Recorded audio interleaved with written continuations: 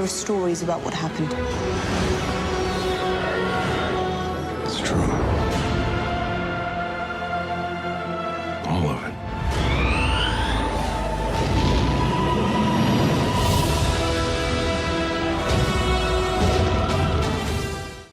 Hey everybody, Brian from the Star Wars Canon Library, and you heard the man, there were stories, and they're all true. Welcome to our third episode of Canon Library Mailbag, our Monday mailbag, where all we do is answer your questions. And I gotta tell you guys, when I started a mailbag show, I didn't think I was gonna get this much participation in it to begin with. The first week I only had a few questions that I just happened to find and decided to do a mailbag episode. The second week I got probably a dozen and a half, 2 dozen questions, and now this week I've got several more questions. So thank you guys for participating. I really didn't think you guys would actually, well, I didn't think you guys, I just didn't think I would be able to get that much participation out of a Mailbag Monday. But I am, and I'm so happy with the results. So how do you guys get a question on the Canon Library? All you have to do is email me at starwarscanonlibrary@gmail.com. Just bear with me. I'll get your question on at some point. I'm one of these people that likes to answer every question possible. Anybody who follows the YouTube, or not the YouTube, the Facebook channel knows when I do live Q&As, I stay on until I get every question answered, and I don't care how long it takes. So just keep trying, keep getting it through, and I will get it on eventually at some point, I promise you. So this week I've got 7 questions that I'd like to answer for you guys, and I've taken them from a different spectrum of locations this particular time, just because not all of them were emailed to me, but there were still some really good questions in other places, like Facebook. I think one question's on Facebook. I had a couple on comments on my last mailbag episode, and then the rest were emailed to me. So we're gonna dive right into this. Question number 1 out of 7. So here we go. Question number 1 comes from YouTube user J Single, and J Single asks, if you had to pick one canon book to make into a movie made for the new Disney streaming service, which would it be? I know this is a long shot of ever happening, but they will need original content. Thanks for the question. It's a good question. Do I think they're ever going to do something like that? I doubt it very seriously. You start to run into these continuity problems where you're going to start confusing people, where if something in the book didn't match up with what was in the movie, people are going to be like, okay, now which one's canon? Because right now we have the rule, as far as novelizations go, from film to novel, if there's a difference between the two, the film trumps. So if there's dialogue difference, the film trumps the novel, right? So I don't know how it would work the other way around, going from book to film. Obviously, I mean, like Lost Stars, for an example, right? My favorite canon novel of all time. To make that into a film, there's so much in that book that you wouldn't be able to squeeze that into a 2.5 hour movie. I mean, that's an insane story. I mean, would that be a cool one to see? Oh God, yes, it'd be freaking, oh my God, to see something like, especially if you went back to, because that novel weaves in and out of the classic trilogy so beautifully. You would have to go back to like classic styles of storytelling to make it match with the classic trilogy. Like actually go back to matte paintings, you know, go back to miniatures and stuff like that. It'd be awesome to see it, to be able to weave it in like that. But do I think they're going to do something like that? I don't think so. I think pretty much they're keeping all the genres, I don't want to say fully separate, because there's been a lot of crossover stuff, but I don't see them ever doing that. But if, let's just say if, I'll humor your question. If they were to ever do that, which one would it be? In my opinion, remember, this is just my opinion.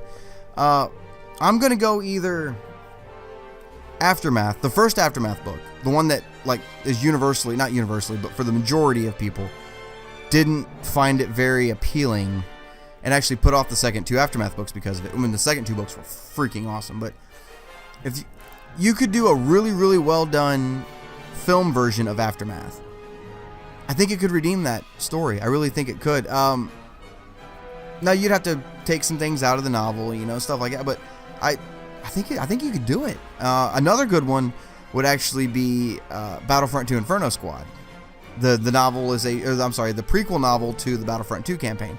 That would be a really good one to see on screen, especially since we've never really seen a film just from the point of view of strictly the Empire. You know what I mean? So that would be something that would be really, really cool to see, especially for those people who aren't like that big on canon, and they don't want to sit and read every single book, like I do, like maybe you do, but they still want to know certain stories.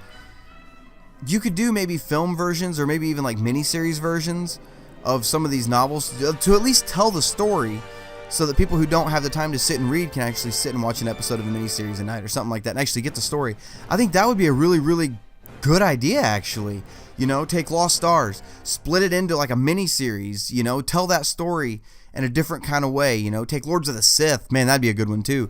Take Tarkin. Well, Tarkin maybe not, because I don't want to see any more of that really CG Tarkin thing. But, some of these awesome Bloodline. Jesus Christ, do Bloodline.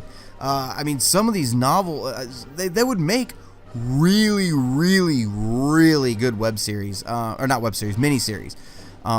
Wait for Millie Bobby Brown to get a little bit older and do Leia, Princess of Alderaan. I'm still cheering for that girl to play young Leia at some point. But yeah, man, if I had to pick one though, one to be made into a film, I'm gonna go a different route, because saying all these I was gonna say Inferno Squad, but I'm actually gonna say Leia of Alderaan, Leia, Princess of Alderaan. That book is so good, and you'd be able to see Alderaan. We've already seen Alderaan in film, like actually on the planet once, and it was at the end of Revenge of the Sith. But this way, in that book, they really explore Alderaan. To the tops of mountains. It's crazy. And to actually see something like that and to actually explore it, I think it would hit more people in an emotional impact seeing that and then watching A New Hope and watching Alderaan get blown up. Like that would hit more people on a more emotional level than what it already does. Because, for the general movie-going audience, right, we've only seen Alderaan in one shot, and then we watched it get blown up from space. So there really wasn't a whole lot of gravity to that until you find out in Rogue One Bail Organa is actually there. But you really don't have a lot of gravity to that situation. But if you spent a full film on that planet and actually came to appreciate how beautiful it was and the culture and what was there, to watch it blow up like that in A New Hope would be even that much more devastating, and I think it would have more weight to it. So I'm going to say Leia, Princess of Alderaan, just because of a bigger kind of picture thing. And plus, that was just a really good story to tell anyway. And are you going to have people slam it? Okay, let's say they did that. Are you going to have people slam it saying, oh, Holdo is just Luna Lovegood of Star Wars? They already do, so screw it. Just do it anyway. So if I had to pick one, I'm going to say Leia, Princess of Alderaan. I think that'd be such a good one. God, man. Hope that answers your question. Thanks for the question, man. I really appreciate it. Question number 2 this week. We are going to Curtis Emmerich. And Curtis sent me an email asking, just finished the Aftermath trilogy. While I wasn't blown away by the first book, the other 2 easily made up for it. My question is, do you think Thrawn had anything to do with the formation of the First Order? That's a really good question, Curtis. Thank you for sending it in. Now, for those of you who haven't read Aftermath, and you haven't read Thrawn, there might be some spoilers in this particular section of the video. I'm not going to try to talk about anything really earth-shattering, but you have to touch on a few details in those books to answer this question. At least from my point of view, my opinion. I agree with you first off. The first Aftermath book was a little rocky, and then Life Debt was my favorite of the 3, and then Empire's End was like right up there with Life Debt. But it just wasn't quite that, you know what I mean? It didn't peak but if you guys have read the first Aftermath and didn't like it and decided not to read the other 2 books because of the first one, don't do that. The second and third ones really, they're phenomenal. They are absolutely phenomenal. So yeah, I agree with you completely there. Now, as far as your question goes, as far as Thrawn having to do anything with the formation of the First Order, okay, there's a lot of things you have to look at context-wise when you start to piece these 2 things together. For the record, yes, I do think he had a lot to do with it, personally. It's almost stupid to think that he wasn't involved in it. A master tactician like that, a genius. If you've read Thrawn and you've seen Rebels or Thrawn's insane, right? That's the same Thrawn we had in the EU. They just brought him right in. He's perfect, right? So, for those of you that don't know, and you guys don't really care about spoilers if you're still watching this, at the end of Empire's End, the 3rd Aftermath book, Ray Sloane and what's left of the Imperial hierarchy retreat to the unknown regions of space after the Battle of Jakku, where it was essentially the death of the Empire, right? And they don't say anything about names, but there's this massive Star Destroyer out there. And I don't remember the name of the Star Destroyer. It slipped my tongue. Crap. Richard J would be able to tell me off the top. I mean, like, instantly. If you guys can think of the name, or if you guys know the name of the Star Destroyer, let me know in the comments below, because it's actually going to bug the crap out of me. I'm about to go get my book and just look it up. But I have this, like, gut-wrenching feeling like Thrawn was on that Star Destroyer. Now, we've got the first Thrawn novel. And if you look, Thrawn is from the unknown regions, right? That's where he came from. That's where he was. I mean, that's where the Chiss are essentially from. That's what his expertise, and his knowledge is from. Which is why the Emperor kind of had a soft spot for him, and put him through all these. I mean, Thrawn ranked up so quickly. And if you read the new Thrawn novel, the new Thrawn novel, you see how he ranked up so quickly and how he was really a favorite of the Emperor, even though everybody else discriminated against him for being an alien. And we've got another Thrawn novel coming out next year. Thrawn, I believe it's Alliances. I think it's Alliances. I think so. It's either Allegiances or Alliances, but it's the sequel novel to Thrawn. And it takes place after Rebels, because the first Thrawn novel led right up to his appearance in Rebels, right? So this takes place after Rebels, and it's actually him teaming up with Darth Vader to go on some mission, right? So I'm like losing my mind waiting to read that. But we know Thrawn makes it through Rebels, and I can't help but feel like the Emperor used him as part of Operation Cinder to help rebuild the Empire into what it is, to make it bigger, to make it, well, not really bigger, it's not bigger at this point, but to make it better and to make it more disciplined and better, well trained, and all this stuff. I can't help but feel like Thrawn had something to do with it. Now, do I think Thrawn's going to pop up live action somewhere? I don't think they would do that. I think they're going to keep him in the animation genre and the comic genre and the novel genre. I don't think they're going to bring him into film. I mean, they could. Hell, he could pop up in 8 for all I know. I've said that before, but he really could pop up in 8. And I just don't think they're going to. But if he doesn't show up in a film, I really think he's at least going to get a mention. He's got to get a mention at least. So, especially if he was involved in the First Order's formation. And we also know that Snoke is from the unknown regions as well, which is what Thrawn's expertise was in. So I feel like Thrawn was responsible for bringing Supreme Leader Snoke in. So we'll see. I'm sure we're going to get that pretty soon after The Last Jedi. I think The Last Jedi is going to reveal a lot to us about some of the history of what's going on in the last 30 years before The Force Awakens. So I think we're going to get some answers finally.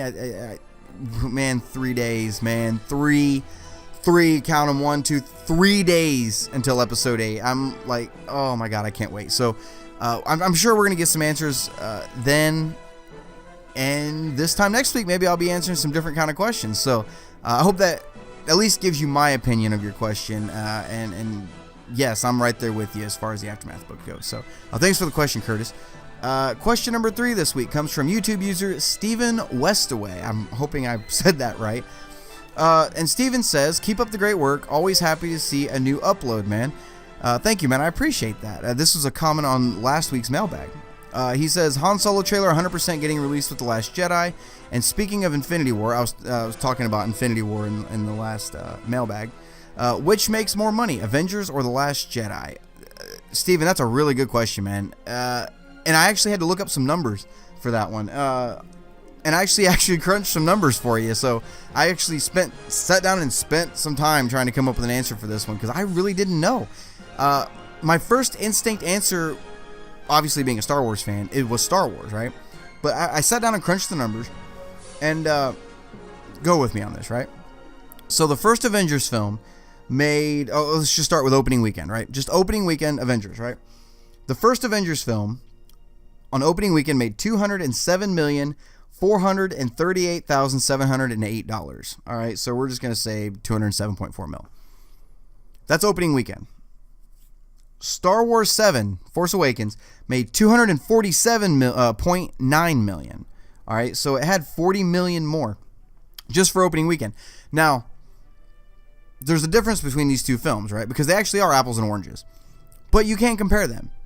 So, Avengers, we'd been leading up to for 4 years, right? You had 5 films before it that were slowly culminating in this Avengers film, which I remember when I went and saw Avengers opening night, and it was mass chaos. I mean, it was, I was in El Paso at the time. I was in the military. So when that came out, I went to the movie theater, and I remember I had tickets to get in, and then behind us was the line in switchbacks in line to see the next showing, and behind them were people in line to see the showing after that, and then behind them were people in line to see the showing after that. I mean, it was insane. But Star Wars 7 made $247 million opening weekend, right? Avengers 2 made $191.2 million, all right? And I actually figured that up as a difference of $16 million. That's about 8%, all right? So that was a drop of 8% between Avengers 1 and 2. Now, as far as opening weekend for Star Wars goes, right now Star Wars 8 is tracking for a $200 million opening weekend, but so was The Force Awakens. Keep that in mind. The Force Awakens was tracking for $200 million, and it made $247 million. Keep that in mind. And right now Star Wars is tracking for $200 million, which is a difference of almost $48 million, which is 23%, right? So there's a massive drop compared just movie to movie, just as far as tracking goes for 8, based off those numbers, right? That's because that's all the information we have at this point is tracking. Now, if you look at worldwide totals, right? Avengers 1 made $1.5 billion worldwide, and Avengers 2 made $1.4 billion worldwide, right? Star Wars 7 made $2.068 billion. It made 33% more money than Avengers 1, okay? Episode 7 did. Now, remember, there's a lot of factors here that you have to take into account for all the films that I'm listing here, right? The first Avengers film, it was 4 years in the making. We had 5 films leading up to it. We were going to see something for the first time we'd ever seen before. This team of superheroes all teaming up together on the big screen for the first time. All right, so that was a big deal, okay? By the time Avengers 2 rolled around, we'd seen it, and some of the other standalone films, Black Widow had appeared, with Captain America and stuff like that. So it, like, the new kind of wore off of it a little bit. It's still a good film, right? Age of Ultron was still good. It was just the new had worn off of it. Now, if you look at Star Wars, and no, I'm not bringing Rogue One into this because that was an entirely different kind of Star Wars movie, right? Star Wars 8 could make more. It really could. I mean, people could get out of that and be like, let's go see it again and turn around, buy another ticket. We won't know until maybe this time next week maybe not even then, what opening weekend numbers look like, right? By then, we will have a more concrete answer. But as far as Star Wars 7 goes, that was a movie that was, that was years in the making. All right. We were just coming off the prequels, which most people, not everybody, but most people had a bad taste in their mouth after the prequels. It had been 10 years since we got a Star Wars movie. They were bringing back the classic original cast. You know what I mean? Like, it was new, but at the same time, it was more of what we loved with the classic trilogy. And you've got some things working for Episode 8 here. It's coming off The Force Awakens, which was generally well received. Rian Johnson is directing this one. Most people love Rian Johnson. Most. It's Carrie Fisher's last film. This is going to be Carrie Fisher's last time we see her. This is the last time we're going to see her on screen. I'm about to choke up just thinking about it because I just now thought of that one. This film has got a lot going for it right now. Plus the trailer for it was insane, right? So you ask if Avengers Infinity War or Last Jedi is going to make more money. Which one's going to make more money? And right now there's really, you can look at a lot of factors like what I just listed and say, I think this is how it's going to go. But you got to listen to Luke too. This is not going to go the way you think. It may turn around and surprise you. I am going to go ahead and stick with my answer of Star Wars. I think Star Wars 8 is going to make more than Infinity War. That answer may change this time next week whenever we get actual box office numbers in. But I'm going to go ahead and say Star Wars. Infinity War is going to blow people away. That's going to be a massive cinematic event, right? That's more than just a movie. That's an event. Kind of like The Force Awakens was. The Force Awakens was a cinematic event. Okay? Everybody and their sister went and saw Star Wars 7 when it came out. So, and I think everybody and their sister is going to go see Avengers Infinity War when it comes out. But we won't know until, I don't know if they're going to do pre-sale tickets for that or we'll see. So, thanks for the question, man. I know I really can't answer it real concrete right now, but take those numbers as you will, and kind of maybe think about it, and crunch some numbers yourself. Let me know in the comment section below, guys. Which one do you think is going to do better? You think The Last Jedi is going to come out on top over Infinity War? Do you think Infinity War might actually squeak by The Last Jedi? Let me know in the comments. I'd love to see what you guys have to say about that. Question number 4 this week comes from Richard J. And anybody who follows me knows Richard J. is a damn good follower of the channel. And he actually sent me this question last week with the other one he had on. And I told him I'd get it on. I've been sitting on this one for a week, and I've been thinking about it, and this is what I think about this. Richard J asks, after Anakin slices Dooku's noggin off, he's talking about in episode 3, he helps up a knocked out ObiWan. When Palpatine tells him to leave his master, Anakin replies with, his fate will be the same as ours. Coincidence or clever writing, as all 3 men did die on a Death Star? Thanks for the question, Jay. I've actually seen this question before. I mean, a few months ago I saw it on Facebook, on some of the Facebook pages I follow. Somebody made a meme about, or not a meme, but they kind of put some pictures together about Obi-Wan dying on the Death Star, and then the Emperor and Vader dying on the Death Star, and then it had Anakin doing that quote. And at first I was like, man, I never thought of it that way. That's kind of cool, actually. I wonder if they did that on purpose. But the more I think about it, I think it was just clever writing. I think it was just, I think what Anakin meant when he said that was, if we're getting off this ship, he's getting off this ship. If he dies on the ship, we're dying on this ship, right? I think that's what he meant, because at that point he was still very loyal to Obi-Wan. He didn't want to see his friend die, right? So I think it was just clever writing. Now, the fact that they all 3 did die on a Death Star, in my opinion, remember, this is just my opinion. In my opinion, I'm not entirely sure that means they all had the same fate. I mean, people die on Earth all the time, but that doesn't mean every single person that dies has the same fate as everybody else that died. Some people get, I'm going to get dark here. Some people get rolled over by bulldozers. Some people get hit by buses. Some people just die natural causes. Some people, just watch 1,000 Ways to Die. And not everybody has the same fate. Just because they died on the same sphere doesn't mean they all had the same fate. So that's just my opinion. That's just kind of the way I think of it. I think Lucas was trying, because like your question last week about Palpatine asking, or telling Anakin, and you, young Skywalker, will watch your career with great interest. I don't think he actually had anything to do with that at that time, because he was only 9 years old. But I think it was more of just a nod to Return of the Jedi, knowing, because we know where Vader and the Emperor end up. So I think it was just clever writing, and it's a coincidence. I don't think that. I think it's both. I think it's clever writing and coincidence. I really do. So thanks for the question, Jay. I do appreciate it. Question number 5 this week comes from Adam Gully. I think I said that right. Gully. I'm not even going to try to overpronounce it, because I'm probably right the first time. And Adam asks, a few weeks ago I came across your review for Heir to the Jedi. Oh boy, here we go. And thought to myself that it couldn't possibly be as bad as you said it was. I made it a point to read it and see if you were right or wrong, and it's just plain bad. Like, really, really bad. What happened with that book, and how did it make it into canon? Love your channel, keep it up. Thanks, Adam, I appreciate that. Alright, so Heir to the Jedi is this thing that somebody brings it up, and I just my friends bring that up a lot just to watch me go off. Okay, so here's the deal with Heir to the Jedi. Here's the deal. So when Disney bought Lucasfilm, Del Rey already had several a novel. I don't want to say several, but a novel in the works and in the process of publishing.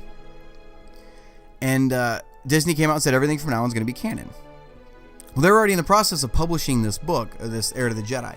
And what Heir to the Jedi actually was, before the canon slate was, they were coming out with a Han novel, a Leia novel, and a Luke novel. I think in that order. It might have been Leia, Han, Luke. But anyway, Luke was the last one to come out. And it was Heir to the Jedi. That was the name of that novel. And when they did the transition into this new canon, like I said, that novel was already in the process of being published. So they had to put it out, because they couldn't backtrack that early in on the new canon saying, oh, okay, look, everything's going to be canon from now on except this one, right? Because that would have put a lot of people off. They already had a lot of people pissed off about the EU kind of getting brushed under the rug, right? So they went ahead and decided to publish this book. And I gotta tell you, if you haven't read that book, look, everybody's entitled to their own opinion, right?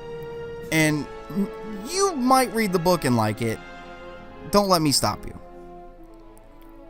But I did not like that book. And the majority of people that I've seen, the general consensus is that that novel was, like you said, just really, really bad. And if you'll notice, Kevin Hearn hasn't written another Star Wars novel since. I don't even think he had a short story from a certain point of view, if I remember. I don't think he did. But everybody else, James Luceno has written, a couple of novels. Alexander Freed has written more than one. Claudia Gray is essentially the Timothy Zahn of the new canon, even though Zahn's in the new canon. I'm just saying she's essentially the new Zahn of the canon, in my opinion. She knows how to write Leia. That's what I'm going to give her that. But all these authors keep coming back to write more. Kevin Hearn never has, which I have no objection to. I'm not happy with the way Kevin Hearn wrote Star Wars. The novel, if you haven't read it, there's a couple things to it that's a little weird, and then there's a couple things that just shouldn't be in Star Wars. And the book itself, and this isn't necessarily a bad thing if it had been done right, but the book is actually told like Luke is telling the story. So instead of saying, Luke went and did this, this, and this, it says, I went and did this, this, and this. So it's like Luke writing a journal, right? And really, completely honest with you, the entire story was just him trying to get laid by this pilot chick. And not to spoil anything, but this is the only way I can tell you how bad this book actually is. Luke finds an alien pleasuring itself in this book. You can't make this up. That's canon. That is canon, right? It took me 3 months to read that book.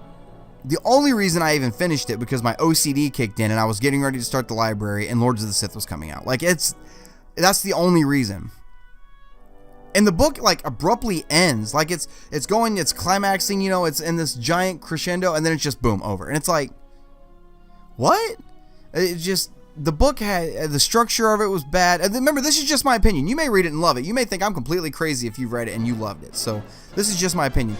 The structure of the book was just a wreck. He went on 3 different missions in this book, and none of them had really anything to do with the other one. They were looking for a location for the rebel base. That's really what it was. But really, that was the only thing keeping them all together. Nothing from the first story mattered in the second 2. Nothing from the second story mattered in the last one. None of it mattered. None of that story matters. Nothing earth-shattering or galaxy-breaking happens in that story. The only cool thing that happened in that book, in my opinion, was he got a hold of another lightsaber. He found this person who's, I want to say father? Father? That doesn't sound right. Well, father was a Jedi, and they went to his tomb, and Luke was able to take his lightsaber. And I don't remember if it was a crossguard saber or what, but he took this saber, and I don't remember what color it was. I want to say it was yellow. Is that right? I don't remember what color it was. It was either amethyst. What color is amethyst? I don't even know what color amethyst is. Jesus, somebody let me know what color amethyst is. But it says it was an amethyst colored blade. And he took it apart. He just took it apart to see how it worked. That's it.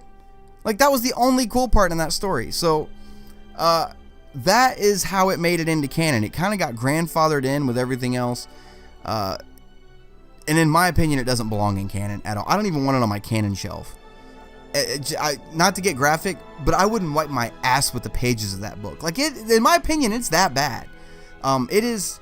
Right now, I'm working on my ranking for this year, my 1 year update for all the canon novels ranked from best to worst, or I'm sorry, from worst to best. And Heir to the Jedi is still at the bottom. It's by a long shot. It's really gonna take something bad to be worse than Heir to the Jedi. And I've tried to tell myself too, just go back and reread it. Maybe these people who liked it saw something you didn't see, right? And I keep telling myself I really, really need to go back and reread that book. But then I think that's like shooting yourself in the foot and it healing, and then going, I'm going to try that again. Maybe it won't hurt as bad this time. And then you shoot yourself in the foot again. It's just, I don't want to read it again. I probably will eventually. I probably need to. But I really don't want to. So, yeah, that's just a really, really bad book. So yeah, that's my opinion on that. But that's how it got into canon, and that's what happened with it.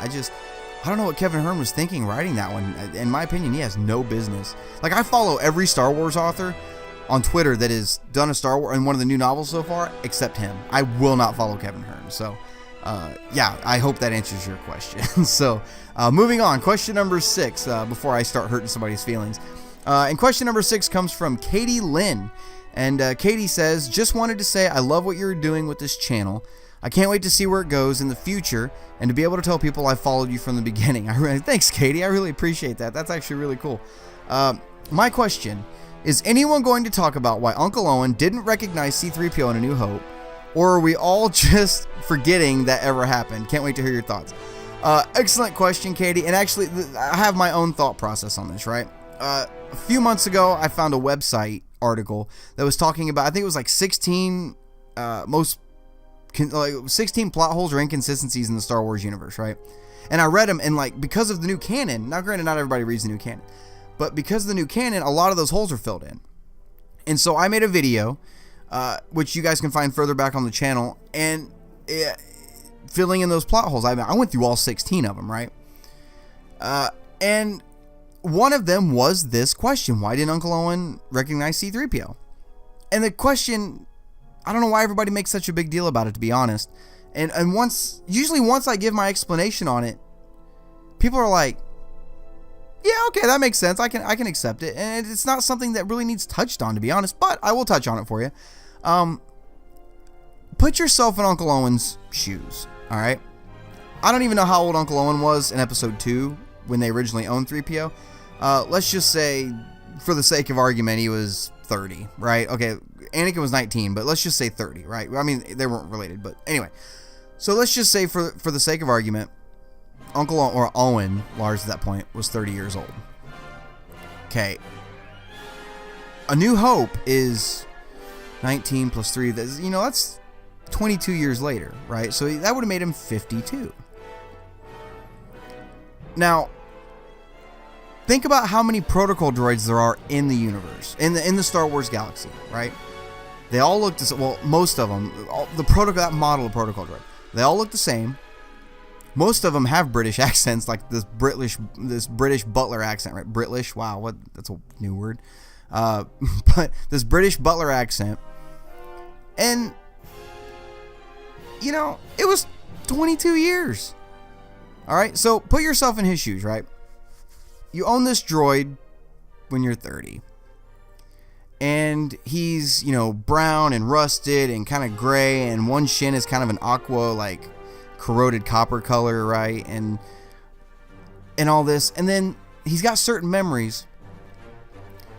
And then your stepbrother shows up, whom you've never met. And he flies back off planet and takes the droid with him, okay? Don't see him again, right? Well, obviously we know that Uncle Owen in A New Hope knows what happened to Anakin, right? Because he says, he's got too much of his father in him. He's like, that's what I'm afraid of. He knew what happened to Anakin. Okay? If you read some of the comics, we know Uncle Owen knows what happened to Anakin. And Anakin took 3PO. So maybe he thinks 3PO was just in a garbage masher somewhere. No, not to bring up garbage mashers.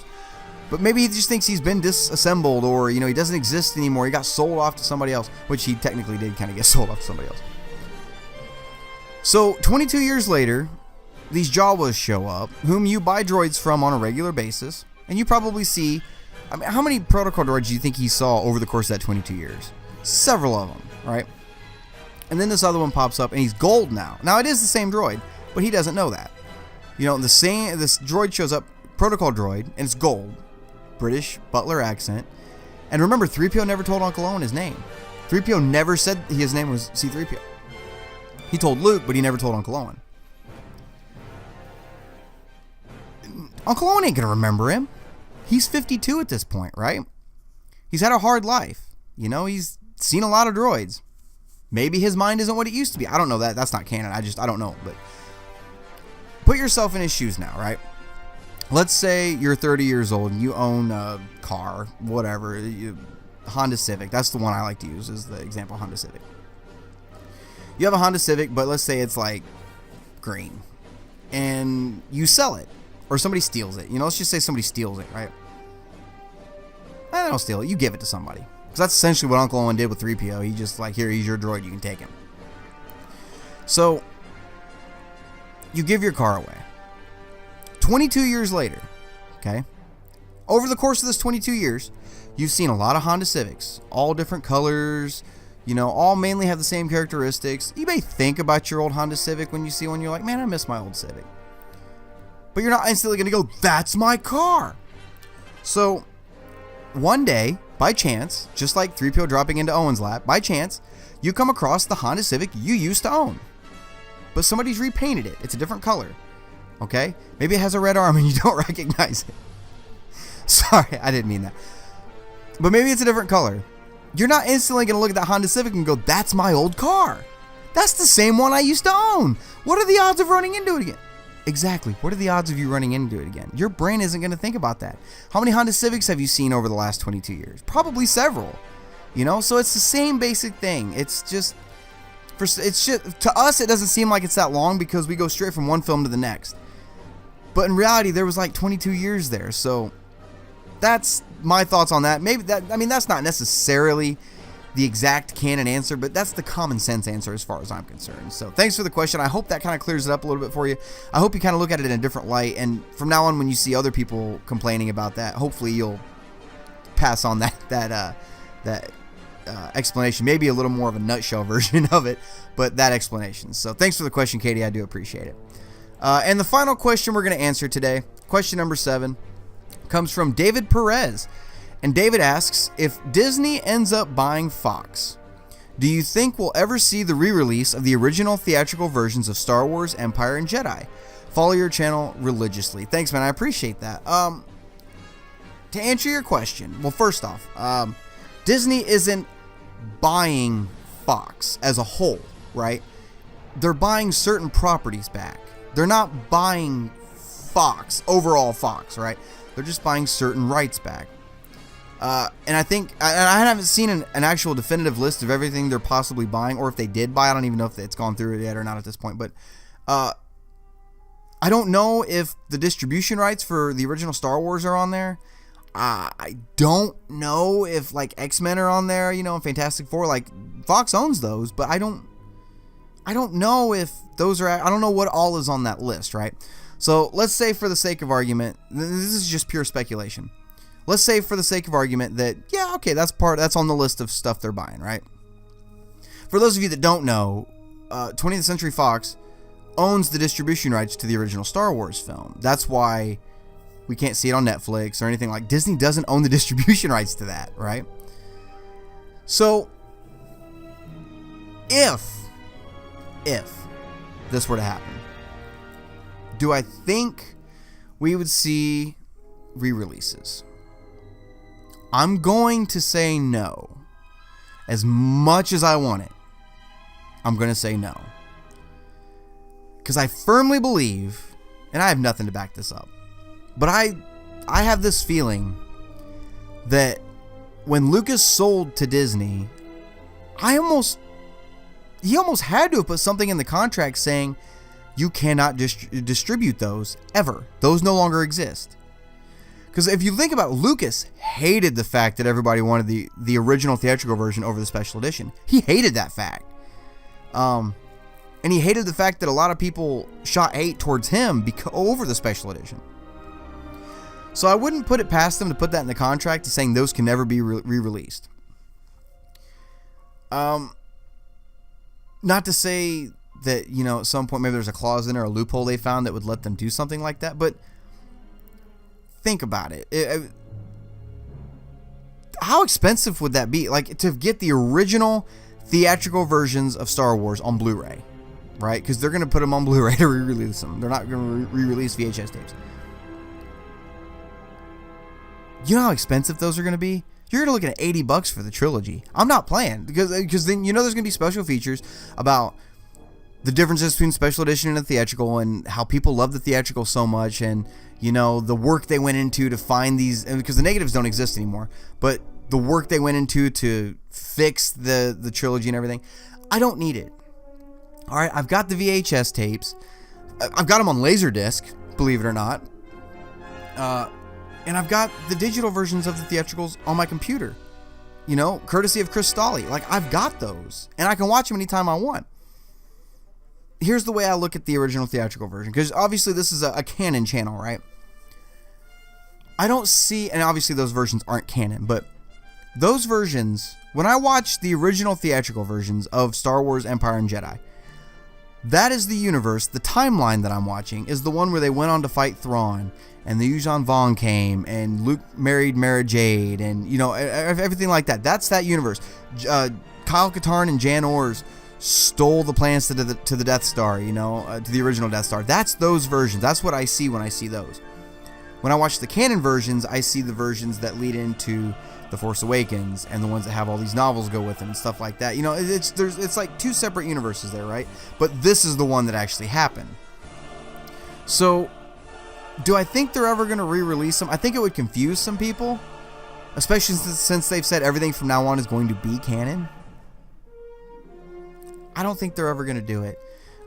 Yeah, it would be printing free money because they know people would pay to get it, but I don't think legally, even if they own the distribution rights, I don't think they can legally, I don't know if they have the legal ability to do that, depending on what was in the contract that Lucas and Disney signed, right? So until I see a copy of that contract and what exactly was in it, I can't answer that question. I really can't. So would it be awesome to see? Jesus, I'll be the first one in line to buy them, and I'll drop the Blu-rays in and just, oh my God, like that would be so awesome to have. But I don't think it's ever going to happen. As great as that would be, I don't think it's ever going to. I hate to burst your bubble, bud. I really, really do, but I don't see it. So thanks for the question, though, man. I'm so glad to have you as a follower, man. And the rest of you, anybody who is subscribed to this channel, man, this thing would not be what it is without you. Do I have 1 million subscribers? No. Do I want 1 million subscribers? Not necessarily. You know, I'm not, like I say, a lot of the times, I'm not out for the most subscribers. I'm out for the best subscribers. I'm out for people who value other people's opinions, who don't put each other down just because they disagree with you. Or, you know, because this is just me putting my opinions out there. This is me putting myself out there to be blasted by people who don't agree with me. And I'm okay with that, because this is my opinion, you know? And you're allowed to have your opinion. Neither of us are right, neither of us are wrong. So that's why I love talking to you guys about Star Wars. I love seeing different outlooks on stuff and different points of view, because everything is from a certain point of view. So I absolutely love it. I love interacting with you guys. And like I said, without you guys, this channel wouldn't. I never thought in a million years I'd even get more than, you know, a couple dozen subscribers. And here we are at like 550 something. So thank you guys so much. That's more than I ever dreamed or even could have asked for. So thank you guys, and reason, really, that's, you guys are the reason I do this. So I hope you guys enjoyed this episode of Mailbag. Like I said, if you guys want to get your question on Mailbag, just simply email us at starwarscanonlibrary@gmail.com. You can check out our Facebook page as well. Make sure to give me a thumbs up there. I do a lot of live Q&A questions on Q&A videos on there. We do a giveaway once in a while, so make sure to like the Facebook page and follow that. If you guys like this video, make sure to hit that thumbs up button. If you really liked it, hit that subscribe button. Make sure to visit our website at www.starwarscanonlibrary.com, where we've got all of the timeline in chronological order for you guys of every piece of canon material that's come out so far. I hope it really helps. As well as, sorry, I almost got tongue-tied, as well as cover art for all the comics, the original cover art, not variants, just the original cover art of the comics, all the novels, film posters, anything you can think of that is Star Wars canon related. If you go through that timeline and you can't find a piece of canon, I'm not doing my job right. So, all you got to do is look at the timeline, find the name of it, go to the gallery, find what the cover looks like, and you're on your way to finding that piece of canon material. So, guys, thank you so much for tuning in. I sure appreciate it. Until next time, this is Brian signing off, and may the Force be with you. Hey guys, make sure to check out the website. It is www.starwarscanonlibrary.com. You can email us anytime with any questions for any Star Wars canon material whatsoever. It's just starwarscanonlibrary@gmail.com. Make sure to check out our Facebook page as well. It is facebook.com/starwarscanonlibrary. If you guys like this video, make sure to hit that thumbs up button. There's plenty more videos coming where this one came from. If you really liked it, make sure to hit that subscribe button. I'd sure appreciate it.